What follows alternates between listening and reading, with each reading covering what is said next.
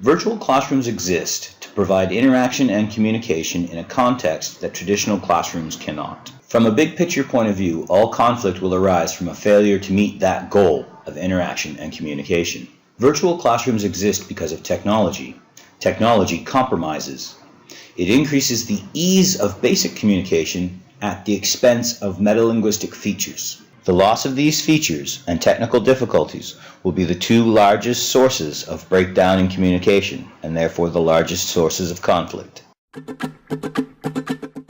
So, Chad, what are some of your classroom rules, and how do you implement them in your classroom? Well, the first rule in my class is respect, and Yeah, man, respect is key. Thanks, Jeff. The second rule I have... I make sure everyone raises their hands before they speak, and no one interrupts anyone while they're speaking. Sure. Well, my second rule is... Good thinking, Chadster. Respect is key. Dude! What's up, man? Jeff, I think Chad might be upset because you're breaking your own rule. Make sure to push your raised hand button before you speak. Sorry, man. My bad. No problem. So, like I was saying, my second rule is... Oops. Sorry, Chad. Time's up. Well, everybody have a good week. We'll see you next time.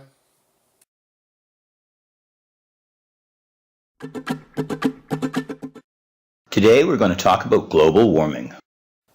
Global cash grab, you mean? Oh, you're one of those guys, huh? What do you mean by that? If you mean I'm not a sucker like you, then yes. Bro, read a book or something. Guys, show each other a little respect. And you know the rules, no insults. Chris, why do you feel this way? Chad, you have to wait, and then you get the same question. As a teacher, my preferred method to resolve conflict in a virtual classroom is to focus attention not on the conflict, but on the source of the breakdown in communication that led to it. In the case of technical difficulties, I like to remind the students that the technology has failed, not them. We then work together to find a suitable alternative until the technology can be fixed. When the conflict arises from a lack of metalinguistic knowledge, we focus on alternative ways to represent that information. And sometimes students just need a little reminder that there are people on the other side of that screen. So, did everyone see the assignment that I posted on the discussion forum? Yes, I did. Assignment? What friggin' assignment? I posted an assignment for everyone to complete today. Ah! Post? What post? Discussion board? There's no discussion board. Oh, I hate this platform. Hate it, hate it, hate it, hate it, hate it, hate it, hate it, hate it, hate it. Jeff, it's okay. Let me walk you through it. Do you see the top right tab? Tab? What tab? You know, the boxes, along the top with the words in them. Boxes with words? Oh, there they are. Just click the box that says group forum. They don't click. Technical difficulties are an unavoidable part of any course that is delivered in an online format. Teachers are bound to encounter students who have very little technical experience and may get frustrated with you and the delivery platform quite quickly.